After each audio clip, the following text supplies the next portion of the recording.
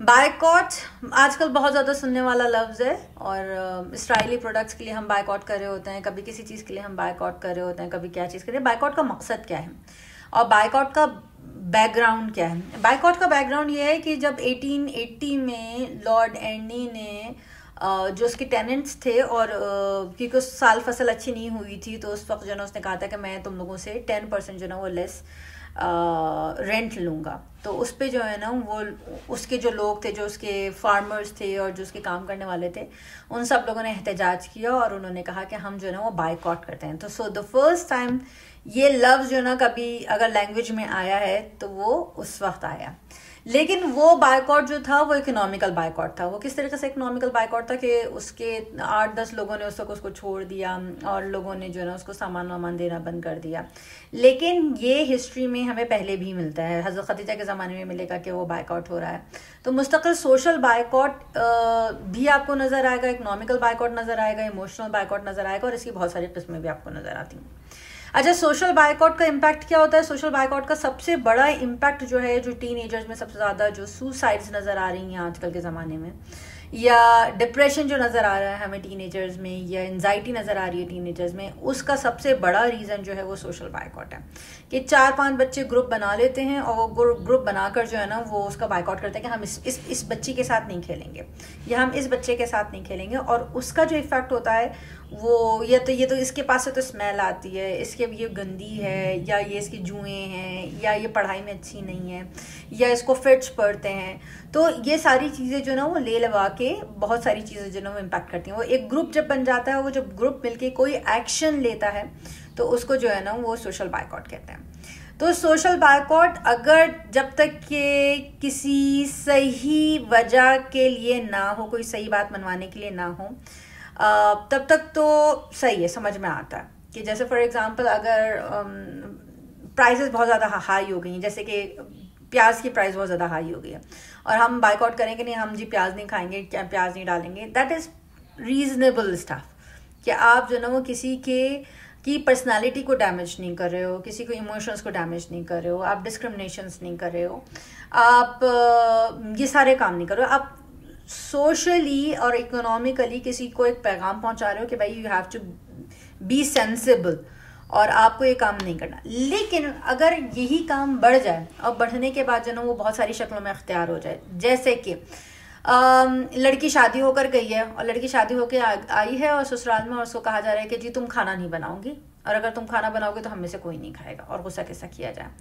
या फिर उससे उसकी जो पावर्स हैं, जो उसकी आसानियां हैं, जो वो उसका सुकून है, जो उसका कंट्रोल होना चाहिए किचन पे, वो उससे ले लिया जाए और उससे कहा जाए भाई ये नहीं होगा, या अगर तुम फला जगह जाओगे तो तुम हमसे बात नहीं करोगे। या एक बहुत छोटी सी एग्जांपल आजकल के ज़माने में कि आपने एक व्हाट्सएप का ग्रुप बनाया हुआ है और आपने सबको डाला हुआ है किसी एक बंदे को छोड़कर, that is a type of social boycott.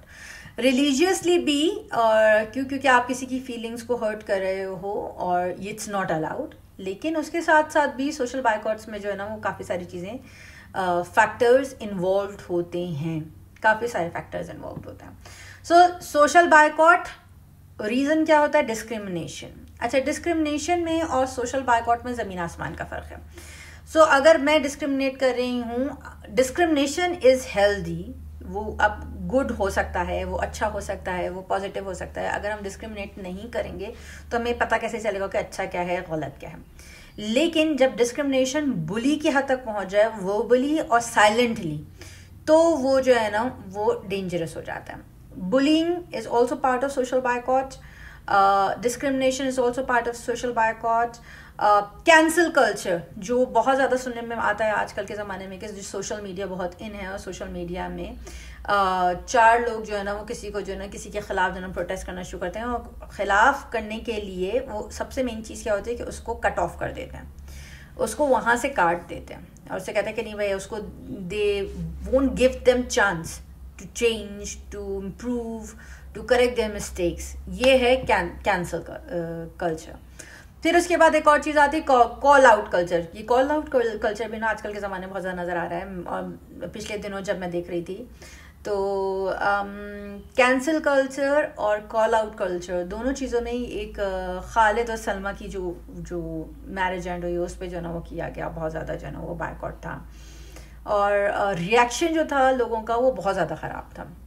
वो रिएक्शन में से कहूँगी कि बहुत ज़्यादा ख़राब था कि जो कॉल आउट कल्चर था वो बार बार जो ना वो प्रोवोक कर रहा था, नहीं तुमने गलत किया, जवाब दो, हमें जवाब दो, और यूं करो वो करो, फलाना और धमाका।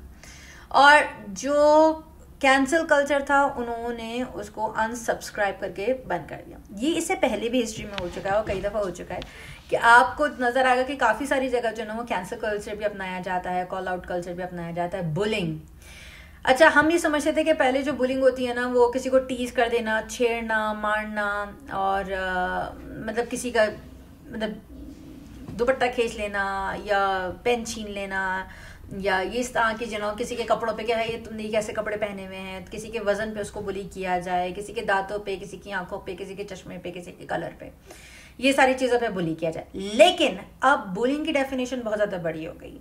क्यों बुलिंग की डेफिनेशन बहुत ज़्यादा बड़ी हो गई? क्योंकि अब साइबर बुलिंग जो आपको नज़र आ रही है, जो आपको इंटरनेट बुलिंग नज़र आ रही है, आपको कोई किसी बंदे ने एक पोस्ट डाली, अपने वो किसी फेज में था, किसी सोच में था, और उसने अपने हिसाब से पोस्ट डाली और आपने उसको हिसाब से जो है वो जज करके जो है उसको करना शुरू कर दिया। या फिर आपने फौरी तौर पे कि नहीं इनका ये ऐसा है तो वो ऐसा है तो ऐसा है, और फिर उसके बाद जो है वो आपने वो बुलिंग शुरू कर दी। जैसे कि ज़फ़र अब्बास का वो एक शुतुरमुर्ग का जो वाक़या था, तो उस पर बेतहाशा बुलिंग हुई, बेतहाशा बुलिंग की गई। सो बताने का मकसद क्या है कि ये सारी फॉर्म जो हैं, चाहे वो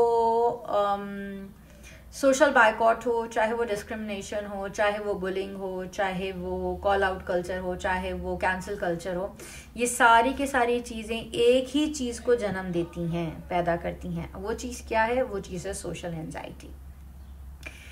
और जब आपको सोशल एंजाइटी होनी शुरू हो जाती है, और या बच्चे को सोशल एंजाइटी होनी शुरू हो जाती है, दैट्स अ हायर चांस कि वो बच्चा डिप्रेशन की तरफ भी जाएगा, वो बच्चा सुसाइड्स की तरफ भी जाएगा, वो बच्चा सही तरीके से एकेडमिक में भी परफॉर्म नहीं कर पाएगा, और आगे चल के रिलेशनशिप में भी वो परफॉर्म नहीं कर पाएगा।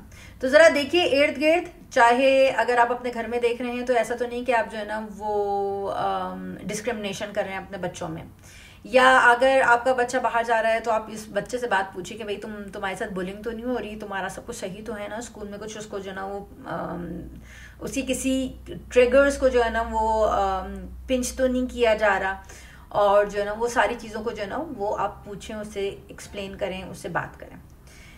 या फिर बुलिंग स्कूल ही नहीं सही, आजकल तो ससुरालों में भी जो है ना वो बहुत ज़्यादा जो है ना वो बुलिंग होती है, मैके में बहुत ज़्यादा बुलिंग होती है। तो बच्चों को they need your support, they need your support. चलो बच्चे नहीं है, बड़े हो गए, अब ज़रूरी नहीं है कि जो बुली करने वाला है उसकी एज ज़्यादा है, ये ज़रूरी नहीं है। जो छोटा बच्चा है, सो फॉर एग्जांपल अगर मैं कहूँ कि जी एक छोटा बच्चा है, 5 साल का बच्चा है, वो आके जो ना वो मेरे चेहरे पे हंसना शुरू कर दे, कह रहे कि वो रंग कैसा है, चश्मा क्यों पहना हुआ है, ऐसी है ऐसी है ऐसी, मेरे एक्सेंट पे जो ना वो मुझे बुली करना शुरू कर दे। 5 साल का बच्चा भी बुली कर सकता है, ठीक है, और बड़ा बच्चा भी बुली कर सकता है। और सोशल बायकॉट का जहाँ तक ताल्लुक है, तो वो सोशल बायकॉट जो है ना वो भी एक नेगेटिवली इम्पैक्ट करता है लोगों के ब्रेन पे, लोगों के उस पर, और मोरली भी इट्स ऑल्सो नॉट राइट, मजहबी तौर पे भी इट्स ऑल्सो नॉट राइट, और मेंटल हेल्थ के लिए भी ये सही नहीं है। आई होप ये वीडियो आप लोगों को समझ में आएगी, और आप सब लोग कोशिश करेंगे कि आपके हाथों से किसी का दिल ना दुखे।